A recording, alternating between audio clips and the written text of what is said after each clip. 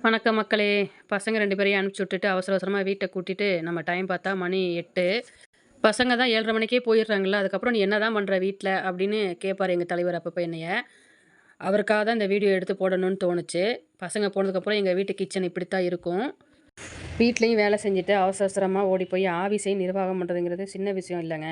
சில பேர் ஈஸியா சொல்லுவாங்க, "உங்களுக்கு என்ன ஜாலியா வெளியில போயிடுறீங்க" அப்படி சொல்லிட்டு. 2யும் அத மேனேஜ் பண்றவங்களுக்கு தான் தெரியும் அதோட கஷ்டம் என்னன்னு சொல்லிட்டு.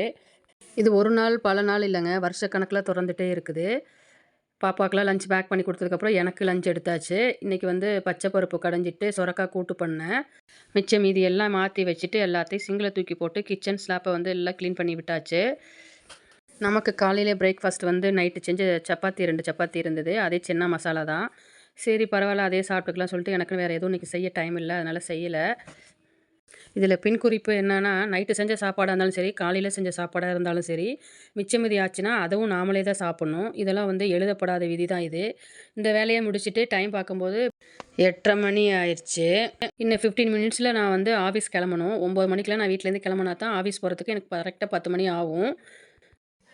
ஏன்னா, எனக்கு வந்து ட்ராவலிங் ஹவர்ஸே வந்து 1 ஹவர் ஆகும். 1 ஹவருக்கு நான் வண்டி ஓட்டிட்டு போனா தான் 10 மணிக்கு நான் ஆஃபீஸ் கிட்ட ரீச் ஆக முடியும். அதுக்கப்புறம் பாத்திரம் தேய்ச்சிட்டு, நைட்டுக்கு என்ன டிஃபன் பண்ணணும், நாளைக்கு காலையில என்ன டிஃபன் பண்ணணும், அதெல்லாம் யோசிச்சுட்டு எல்லாமே ஊற வச்சு நான் வெளியில வரதுக்கே மணி 8:45 ஆயிருச்சு. நைட்டு வந்து டிஃபன் செய்றதுக்கு காலையிலேயே வந்து பாசிப்பருப்பு தோசை செய்யலான்னு சொல்லி பாசிப்பருப்பு ஊற வச்சேன். நாளைக்கு காலையில இட்லி ஊத்துறதுக்கு கம்பு இட்லி ஊத்தலான்னு சொல்லிட்டு கம்பு ஊற வச்சாச்சு. அது கூட கருப்பு உளுந்தும் ஊற வச்சாச்சு.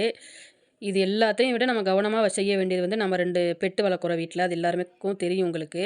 அதுக்கு பசி ஆறுறதுக்கு கண்டிப்பா நம்ம வந்து ரைஸ் வந்து வைக்கிறதுக்கு அரிசி இப்பயே ஊற வச்சுட்டு போனா தான், நைட் வந்து அதுக்கு நம்ம சாப்பாடு வச்சு உடனே வைக்க முடியும். அதெல்லாம் மறக்காம செஞ்சுட்டு நான் வெளியில வந்து நான் கிளம்பணும். இத்தனையும் கான்சன்ட்ரேஷன் பண்ணணும். வேலைக்கு போறவங்களோட லைஃப் வந்து ரொம்ப கஷ்டங்க. ரொம்ப ஸ்ட்ரகிள் இருக்கும். இது எல்லாமே வந்து மிஸ் பண்ணாம ஒண்ணு ஒண்ணா யோசிச்சு யோசிச்சு பண்ணணும். ஆனா சில பேருக்கு வெளியில போறவங்களுக்கு ஜாலியா இருக்கும். அழகா தினமும் ஒரு சாரி கட்டிட்டு அழகா மேக்கப் போட்டு வெளியில போறீங்க அப்படிம்பாங்க.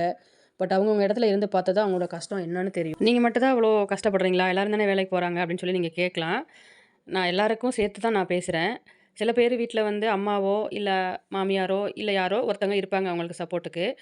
பட் அதுவும் இல்ல, பெரிய இடத்துல இருக்கிறவங்க வேலைக்கு போறாங்க அப்படின்னா, அவங்களுக்கு சர்வன்ட் வச்சிருப்பாங்க. ஸோ பாத்திரம் தேய்க்கிறதுக்கு, மத்த மாரி ஹெல்ப் செய்றதுக்கெல்லாம் வந்து அந்த மாரி சர்வன்ட் செஞ்சுருவாங்க. பட் நம்ம இன்னும் அந்த இடத்துக்குலாம் வரவே இல்லைங்க. எல்லாமே நாம தான் செஞ்சாகணும். இது எல்லாத்த விட ஒரு கொடுமை ஒண்ணு இருக்குதுங்க. வீட்ட பூட்டிட்டு கிளம்புறது. ஒண்ணு எடுத்தா ஒண்ணு எடுக்க மறந்துருவோம். இது உண்மைன்னா ஒரு லைக் போடுங்க.